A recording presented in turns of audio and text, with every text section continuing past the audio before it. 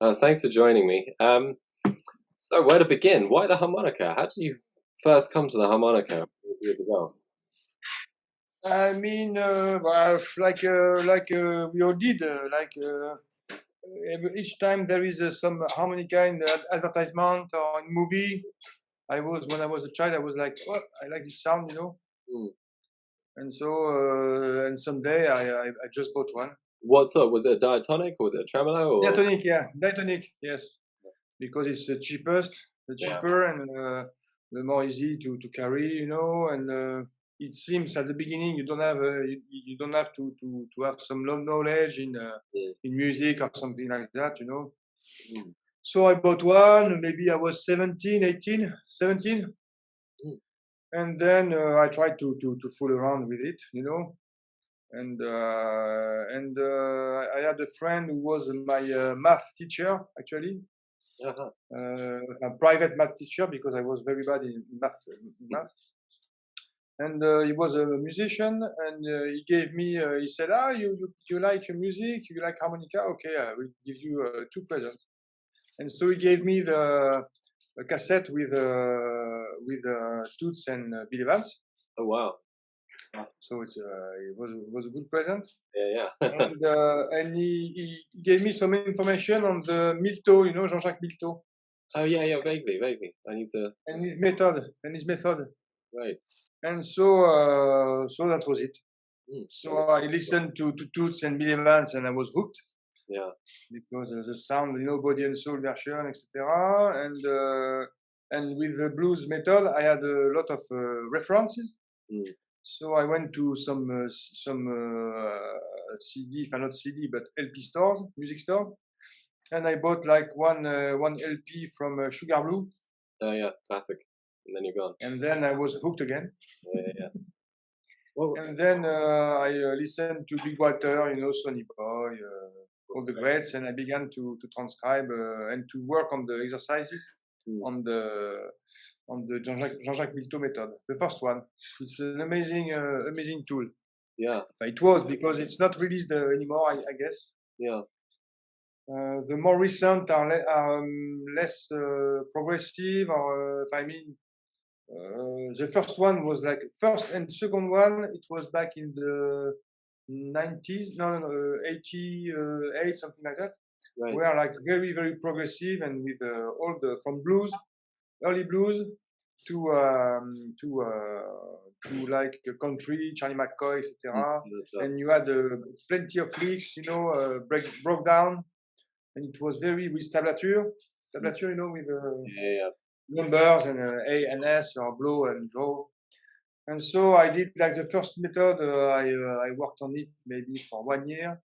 Then I was in high school. So then I went to the university, and English university. Well, you don't hear that from my accent, but I did that. Wow. Actually. And then I was like not studying English at all, but blues harmonica. And you, the same? Oh, when I was a bit younger, yeah, when I was about 13, 14, I picked up a diatonic and just really fell in love with it. And I had like one book, and the book cost more than the diatonic. So yeah. The book was more expensive. Which book was it? It was Complete Diatonic Method with Bobby Joe Holman. It was part of the Hal Leonard. Okay, I don't know this one. So yeah, I spoke to him a few years later. Really nice sort of old American man, and yeah. Have you ever thought about bringing in diatonic harmonica into some of your albums, into some of your music that you do now? Not really. Recently, not. I played diatonic for like maybe from 17 to 24, and then when I switched to chromatic,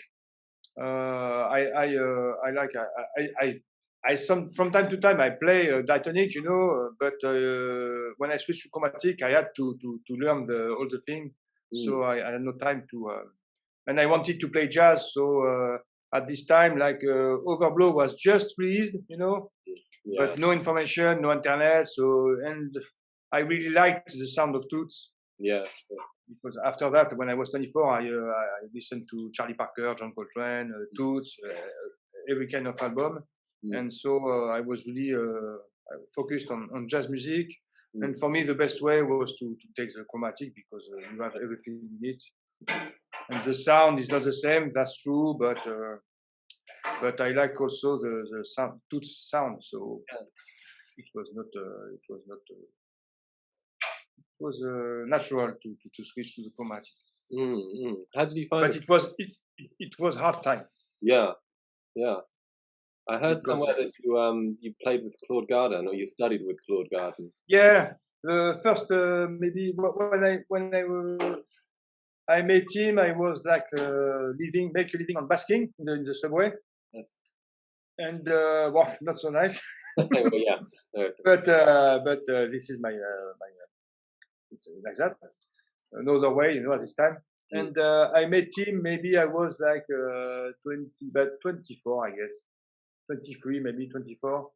And I saw an advertisement on the chromatic lessons in a bookstore, in a music store. Not so far from where I was living in Paris at the time. And so I went to see him. It was like 200 francs.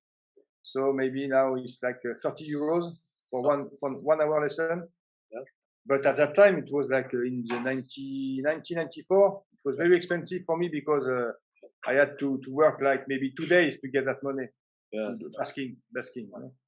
So it was a big deal. So, but I don't regret it because he gave me a lot of information on the way to blow and draw and the air column, Right, sure. And so I don't regret it at all. And I met like a really charming guy, like with a huge sound, a great harmonica player, great harmonica player, classical field, but he was amazing.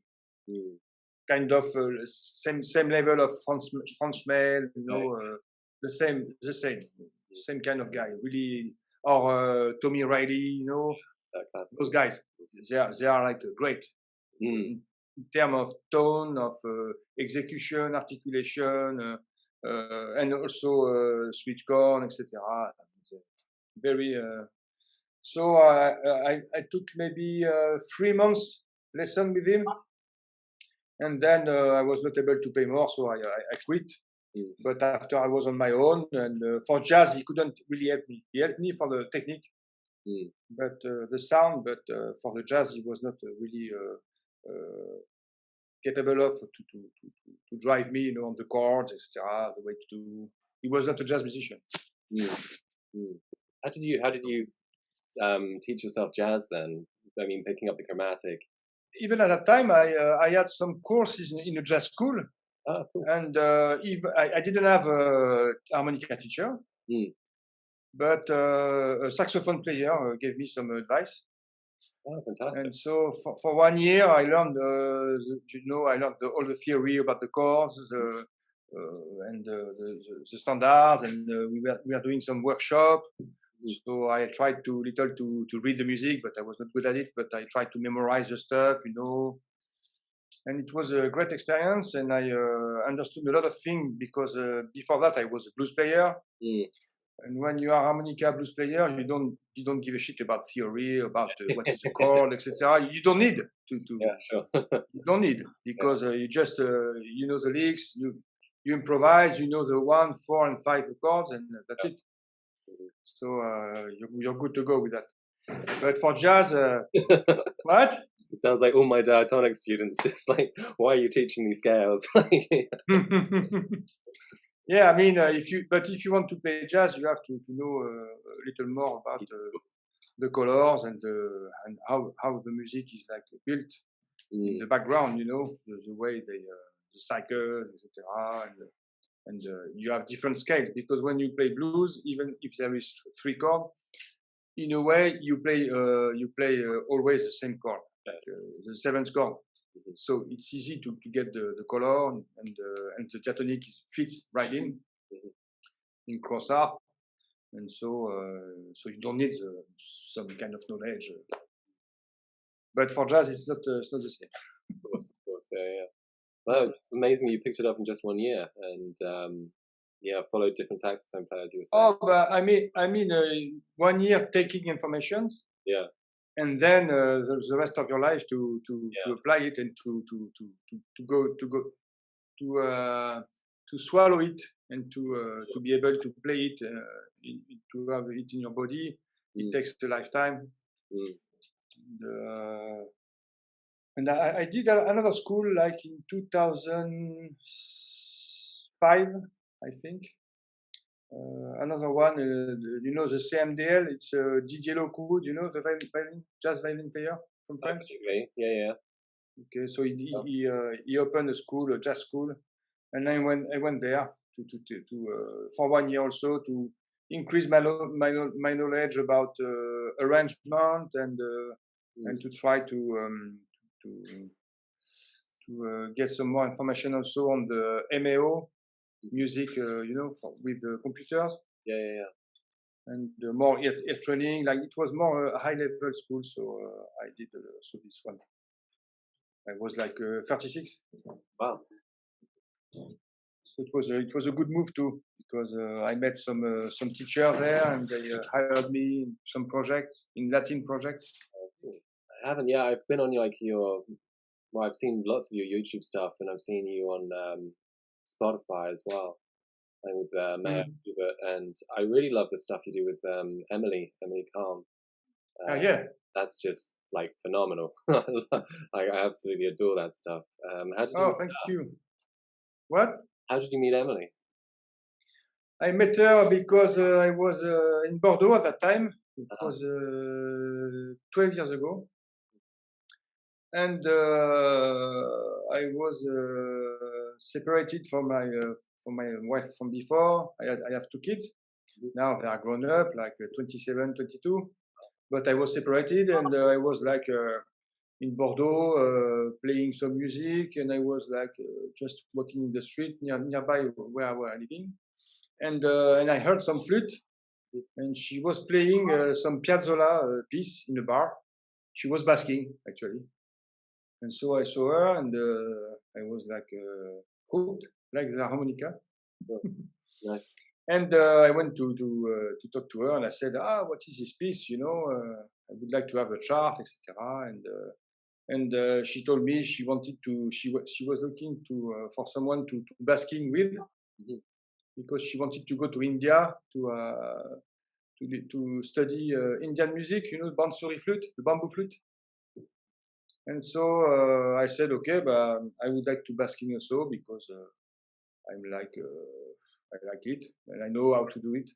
So we basking. We did that like for the whole summer. We went from in different parts of France with bikes and some like a trail behind, you know, like. And we are camping and playing and doing some money, you know. Just it was an amazing time. Yeah. And so we went together, and we still are, and we have a baby coming in May. Fantastic! Well, congratulations. That's yeah, thank you. We are very happy with this new person coming in our couple. Very, very congratulations. That's fantastic. I'm looking forward to more albums though. So yeah, get cracking. Yeah, but I mean, we are actually recording our first album in duet. Ah, fantastic. This week. So now is next week we are doing some videos. Wednesday, and then the mix will come after that, and then we will release normally this album during spring, I guess, end of spring maybe before she will give birth to our baby, and so it's great time, because we are like playing only composition and only flute harmonica, different flutes, different harmonica. I play, you know, the DM48. Yeah, the MIDI. I play also the SCH56, you know, from Suzuki. The chord one. The chord, yes. Yeah. It's an amazing tool. I was going to ask you about those, yeah, because I saw you playing the bass one as well, and just covering different sounds. Yeah, the bass is very cool. Yeah. Very nice. You have to be. It's like a regular 12 volt, except you have to open more the mouth in the low register. so that you don't get the ducky sound. Mm. So I found out like either you can play it on in tone block, Mm-hmm. and so the tone is more warm, Mm. or you can do like on the Diatonic, you know. Yeah. Oh yeah. If you do that, if you open the jaw really Yeah. big, you can get rid of the ducky sound in the low register. You really have to, yeah, just, I know what you mean, sort of adjust the tone of your embouchure to get it out. Yeah, but embouchure, but I mean this makes like a how can you call it, like a guitar, you know? It's like a resonating cavity, something like that. Sure, yeah. And so it gives you more from the low end, etc.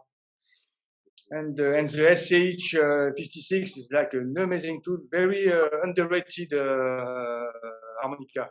I need to look. Nobody plays really it. What? I need to look into it. Yeah, I haven't seen how it works and how it does the different chords. It's like it's very uncommon because they say you have all type of chords, you know, which is true. Like 3 notes, like triad.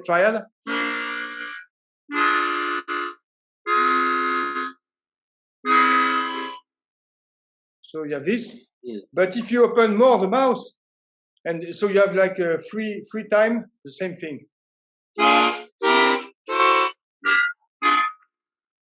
So you can okay. Yeah. With the slide, you have like a tritone.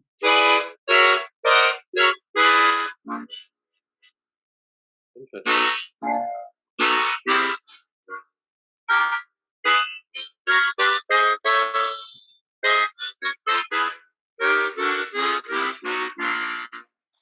Amazing. But yeah, but if you use it like with if you use the knowledge of the music in your advantage, you can, for example, if you have a C bass, you can play the B flat chord, and you have a do sus, you have a C sus. Yeah. With a something like that. I don't know if it's a C, but and also you can use like you can cross the octaves and the 3 positions, so you have different colors like. Right. It's like a sharp 11 chord. Yeah.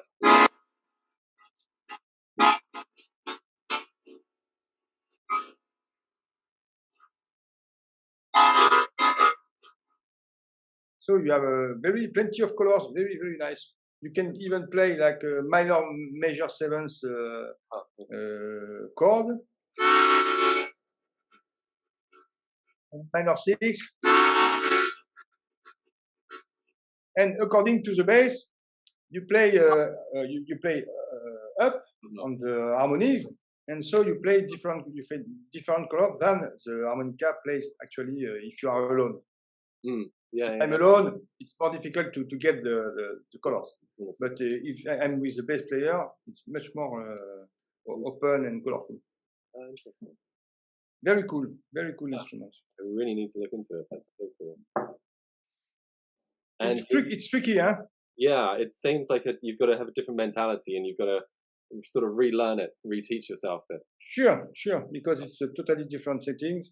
But I bought it like when it was released, and maybe it's like 5 years ago, and I'm still working on it. And I use it a lot with the Youpi quartet and with Emily. No, it's nice. It's a nice way for. I mean, comping's always something that you've got to do weird in a different way on the harmonica, and I think something like that was just a very, very different way to give a fuller sound. Because normally people comp, they start doing octaves or they start playing arpeggios or something like that. It's to give a full sound to it. Yeah, that's true. So yeah. What? Harmony. Yeah. Yeah, we don't have. We have just 4 chords on the chromatic, so it's quite limited. It's okay. It's okay. Who's influencing you then at the moment? If you're doing more sort of composition, where are you drawing these influences from? Is it just the whole range of your sort of long career, or are there really who's speaking to you right now? I suppose is what I'm asking. Yeah, I think it's mostly the everything I've listened to since I'm kid, you know, and work on and practice, etc. And I can play a little of piano, so I can compose while singing. So I very like to compose some stuff like people can understand, even play. Yeah. Because I think this comes surely from the Toots legacy and the bluesman legacy or Louis Armstrong legacy. It's like music should talk to everybody. Sure. It's my opinion. Huh? So, some other people they are in kind of a research in music. They try to do something really new or something. They are. I don't. I think for myself to be an entertainer. You know, the world is pretty ugly, and bad things happen every day, etc. And so our role, for it's my opinion, as musician or jazz musician, is to get to people come and they just escape from the reality and they just enjoy the moment, so that we are entertainers. And so I'm trying to be in this field of music. No, that's great. That's really great. Yeah. And I don't know if you're more organic or not, but do you have like when you're gigging? I mean, I don't know if you're gigging at the moment with the pandemic and whatnot, but do you have like a sort of a set practice routine that you use to sort of maintain your chops and to build new ideas, or are you just quite organic of just thinking, oh, what would this sound like, and just start picking up new things? I mean, these days I don't practice so much, I must say. I'm a little ashamed of it, but I have to. We have a new house in Burgundy, so I have a lot of things to set and to fix. You know, this summer I was fixing entire rooftop. Wow. You know, get rid of the thing and this gardening also a lot. And I'm more. I go and I play, so I guess I'm more organic. Yeah. Rehearsals helps a lot, and I feel that I'm not at my top, very top. But since I want to play less, it's a kind of benefit. Yeah, sure. Because when you practice like hell, yeah. when you go to a gig, you play like hell. You know? And so when you practice less, when you go to the gig, you play less. Yeah. And I think it's good for music. I think, yeah, I agree. I think you play like slightly more natural, and like you said, I think you're more communicative. If you've just been in the woodshed and you've got, blurry eyes, then you're going up to the shig. I think you can put a gap between the audience sometimes. Yeah. A gap between the other musicians as well, because you're on edge and you're tense and you're ready to go. Yeah, it's interesting. But I try to practice a little more, but not so much on my chops, on the scale, etc. I try to increase my knowledge about switch corning. Oh yeah, sure. Because it's very new for me. It's like a technique. I think it's very interesting, and I think for jazz player didn't really study it as a tool. And I think it's one of the way to increase and to grow the harmonica, the chromatic harmonica. In classical, it's obvious, but in jazz, it's not very used. But it comes little by little. But it's a tough technique. And for me, I'm a poker player. And now I play switch corner, but it's very, very tough because it changes a lot of the setting of the sound, etc. You have two mouths. Yeah. So if you want to improvise with that, good luck. But I'm on it. Yeah. I'm on it, but not so. I don't play like 8 hours a day like I used to do before. But when I play, I try to explore those things. These days, I'm using switch corner more for in comping situation because it's very, very convenient to define harmony. I think. Because you can do like very easily some big skips, and one of the most effective for me, like to define harmony, is the one Jean-Sébastien Bach used. Yeah. Like 1, 5, 10. Yeah. You see what I mean? And with switch corner, it's very convenient to do that. It's still tricky, but it's more convenient than doing in poker. Yeah. Because if you want to do it's almost impossible. But if you do it with a switch corner, it's very very cool. And I think it's a good tool also for harmonica player to learn harmony and to practice harmony. It's very very I think it's very effective way to practice and to make you hear the music, like the piano player here or guitar player here. And the foundation, not obviously not the whole thing, you know, the whole colors, but the frame of the music. You know, the move of the bass and the third and the seventh, or the fifth and I think it's very very effective for that. No, I think you're right. The few classical players I speak to are very into Bach at the moment, precisely because you can do a lot of that sort of pivoting that he does by using the switch corner technique. Yeah, it's interesting. I'd love to hear how you're using it in a more improvised way, because normally it's classical. Improvise for now. I think I feel it's very it's a new world. Yeah, it's very nice, but I'm not really into it because I know it's like a huge work to be done. So for now I'm just using. I play it like with Emily when I comp her. We have a piece like very nice in duet, and she wrote it, and it's perfect for switch corner. And it's very like that, and we define some harmony. It's in 7. It's like a tango in 7, and it's like match perfect. Improvising with it, sometimes I try, I fool around, but it's very tough to change your the sound are not here anymore; they are here and here. So it's like it's a kind of mess. And I play 16 hole.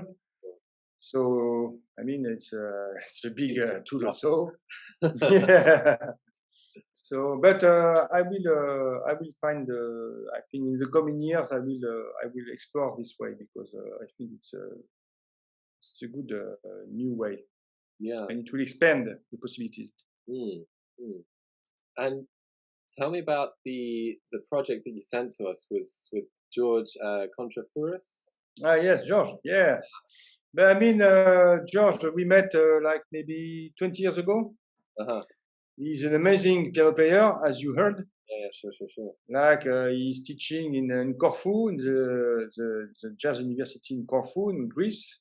And we played several times in France because we had a common friend. And then we kept in touch, and he invited me like maybe 7 or 8 years ago in Greece to play together.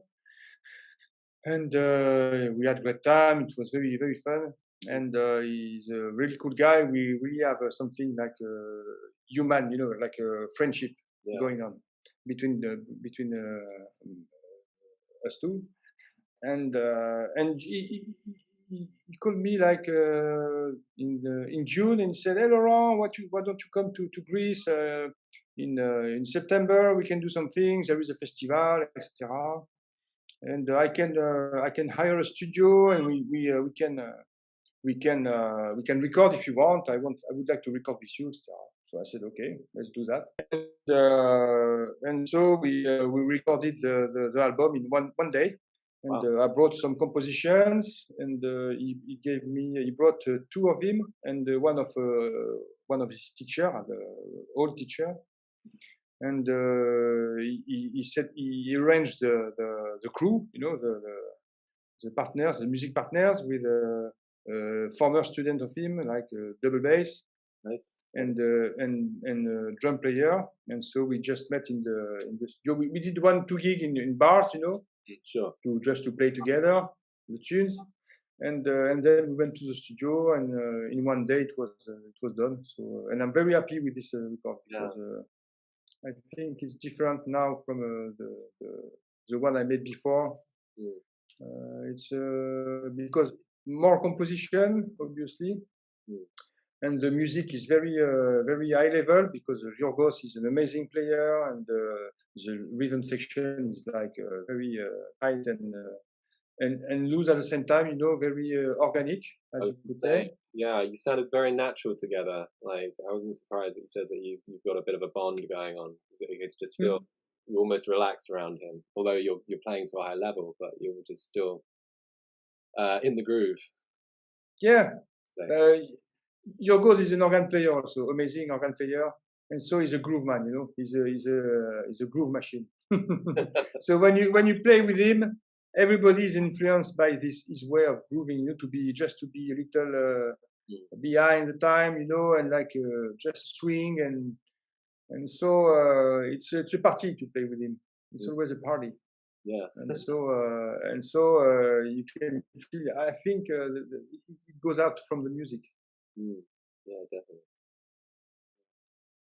And I think the way it sounds is also because we recorded like in the same room, except the drum. The drummer was like put a little part, but double bass, piano, and harmonica, we were in the same room, like maybe 35, maybe 40, 35 square meter room.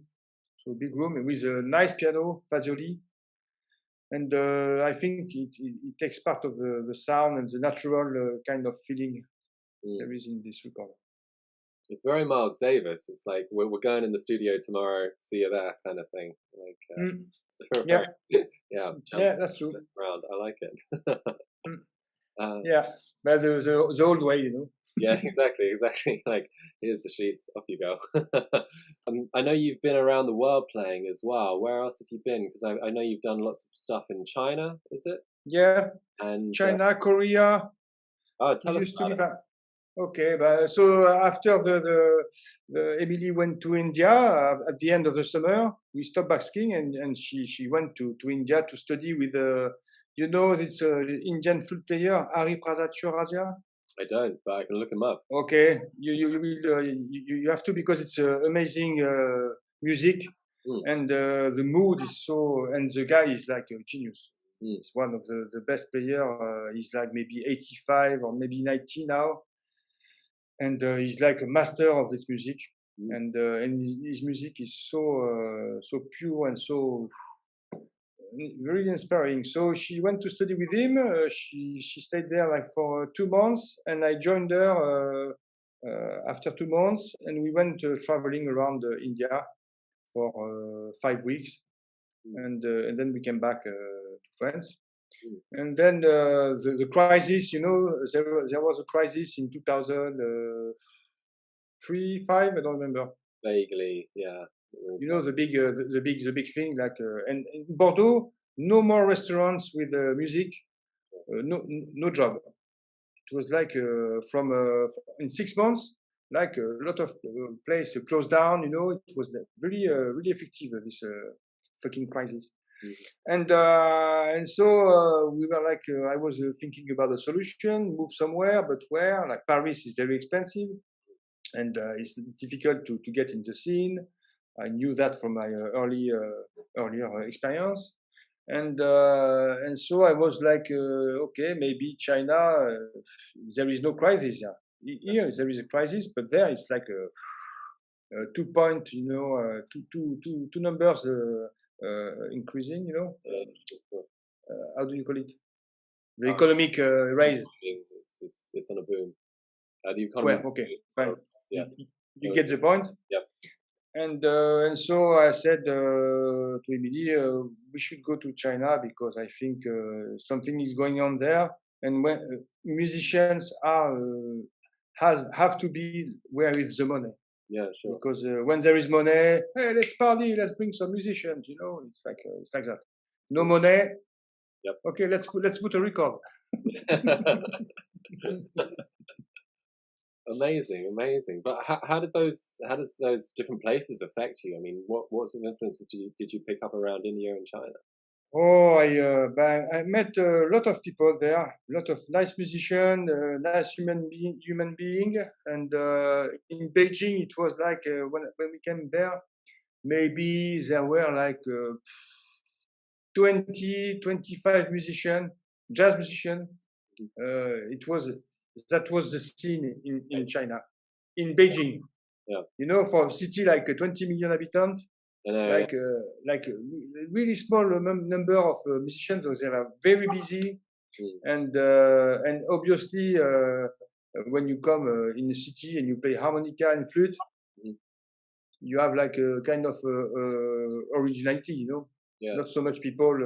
So people welcomed us, like Chinese people, like and also the foreigner community playing there.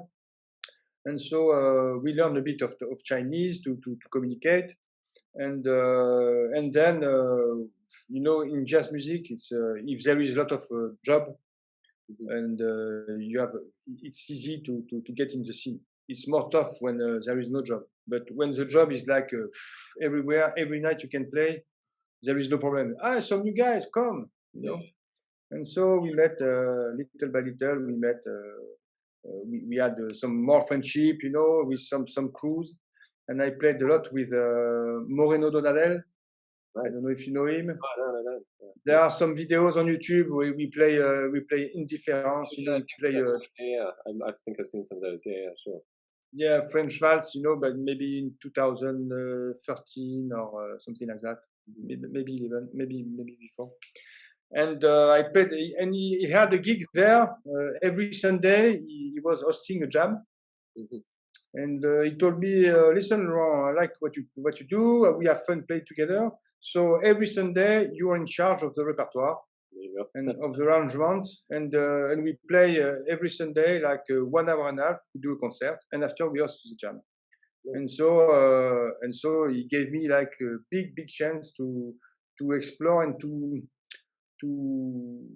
settle what I want to present to an audience. You know, to think about it before, and what I want to play, because when you are in the jazz, you know, you learn a lot of standards, etc. You try to play like the greats, etc.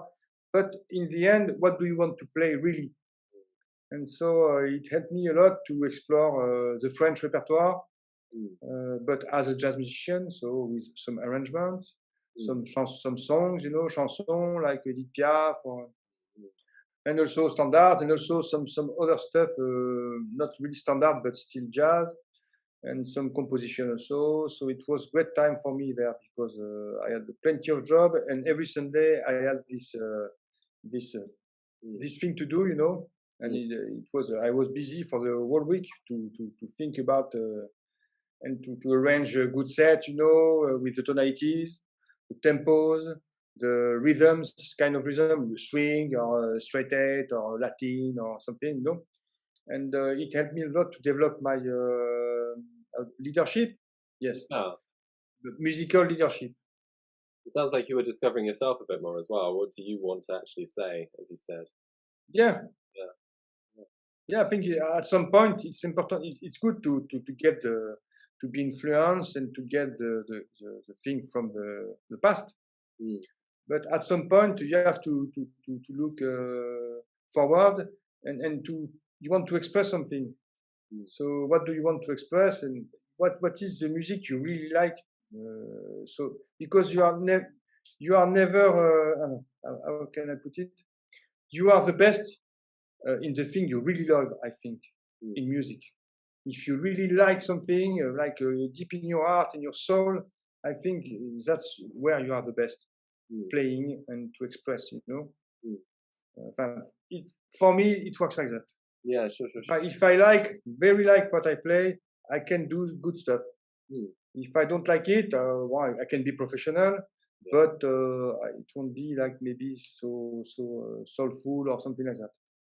But I don't say I reach every time this point. Huh? Yeah, sure. But I try to reach it. Yeah, of course. Well, that's nice. That's nice. You can't lie through your instrument, as we sometimes say. You can't lie to? You can't lie through your instrument, as we sometimes say. Yes. Yeah. Oh, is there anything else you want to sort of talk about? I mean, what are you looking forward to? Obviously, you've got a kid on the way, so you're going to be doing more studio stuff, or? I think I will. I think I will take some time to do some more, yes, production in my home, Yeah. because I'm preparing electro jazz album Right, cool. with the GM48 and all the possibilities it gives, you know, in terms of colors and like synthesizer, etc. But it's tough because I try to do it all by myself, you know, all the programmation. The drums will be are played by Curtis, you know, the Youpi quartet. Yeah, the Youpi guy. Yeah. Yeah, the Youpi guy, which is also a groove machine. Yes. So I called him. Yeah, yeah, very very nice.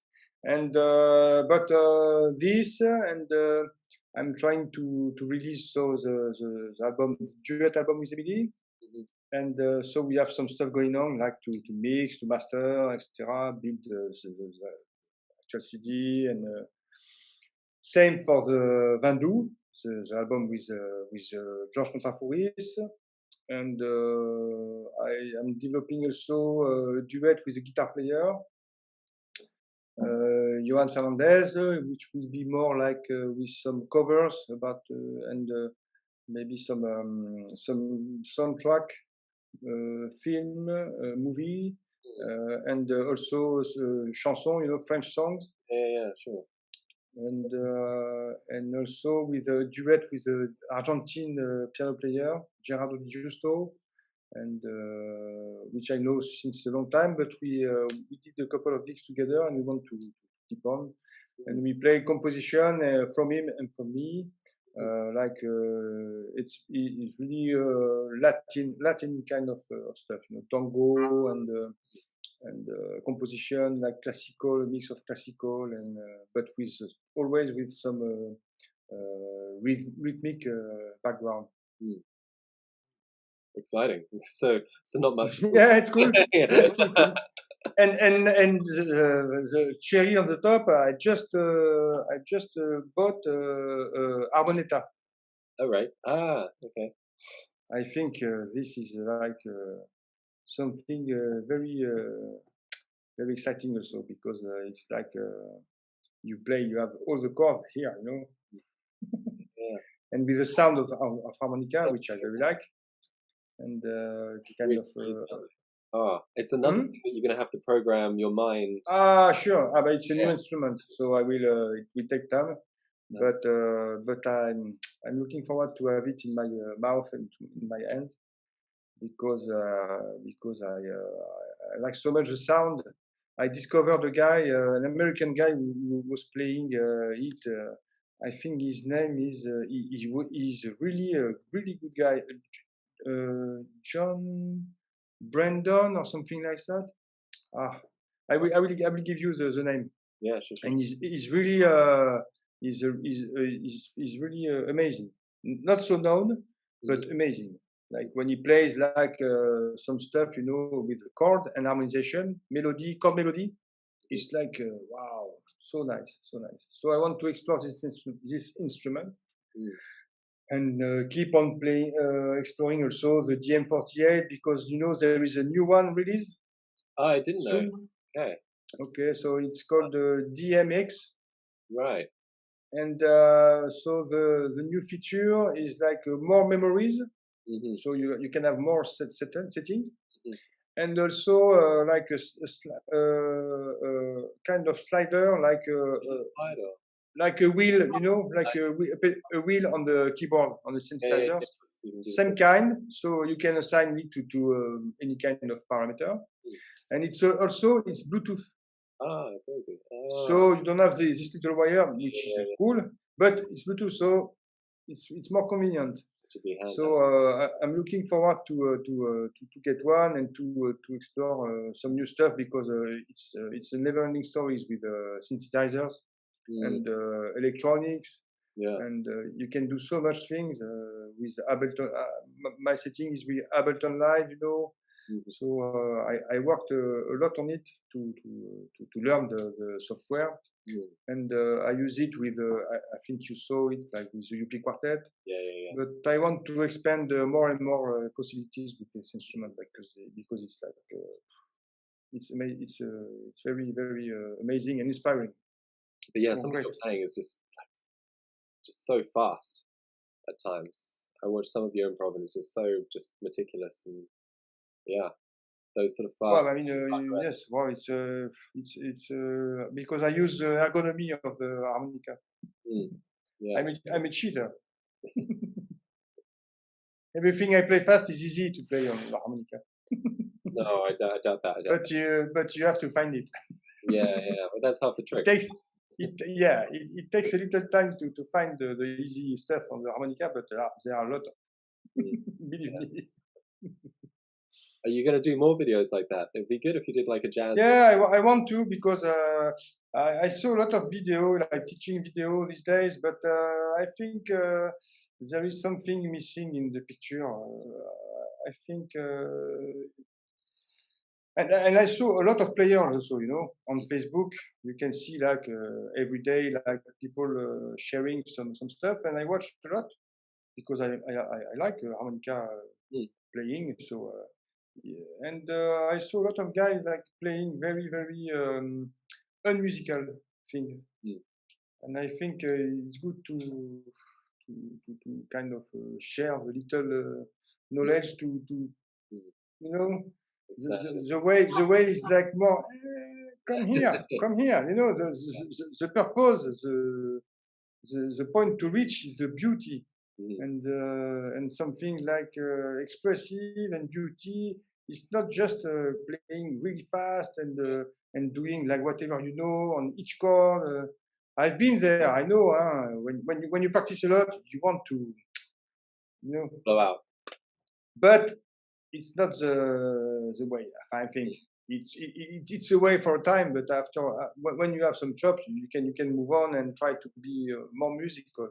Yeah. Like Toots did. Toots was an amazing player. He had like a vocabulary like bebop, etc. He was, but in the end, everybody recognized him as like a great soul player. And this is when he plays the Ne me quitte pas, do not leave me. Sure. When he plays that, and you cannot stand. I mean, you have to be touched. You are touched. It's like it goes straight to the heart.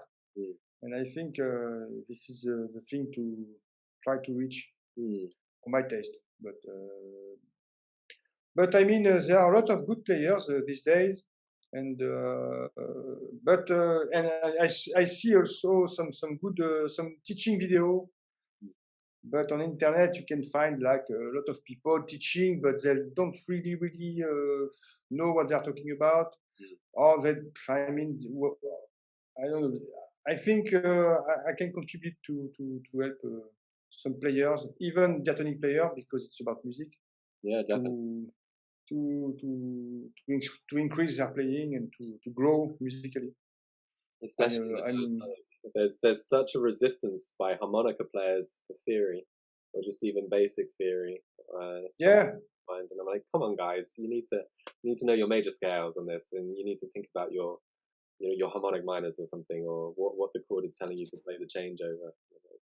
I mean, it depends on what they want to play. If they want to play blues, they don't need it. But if they are really focused on blues, straight blues, I mean, they don't need all this shit. But if they want to play something else, they have to. They have to learn like any other musician, like trumpet or guitar. You have to know about music to communicate with people first, to be able to play with them second, and after to do something like nice to hear, to touch the audience. So yes, knowledge is. I think it's important. You should definitely expand those videos. They're great. I love the one you did over dominant 7 chords. Major 7 chords. Yes, yeah. But the Dorian is cool also, because you will have. I don't play that great, I just play like nice stuff. But the way and the what I teach, I think is important. I think, but maybe it's not. No. I hope. So. That's cool. Thank you very much, Laurent.